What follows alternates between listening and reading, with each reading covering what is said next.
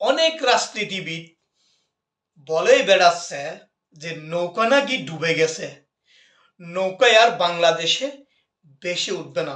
আমি তাদেরকে বলতে চাই, আগামী ফেব্রুয়ারি যে সাধারণ নির্বাচন অনুষ্ঠিত হবে সেইখানে নৌকা মার্কা প্রতীক দিয়ে আওয়ামী লীগকে নির্বাচনে অংশগ্রহণ করতে সুযোগ দিন না।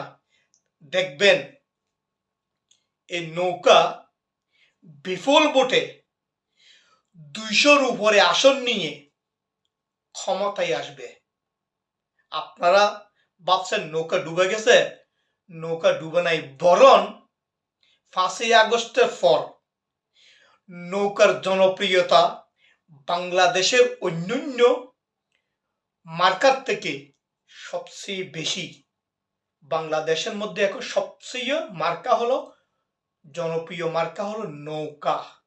নৌকা ডুবে নাই, নৌকা মানুষের হৃদয়ে আছে।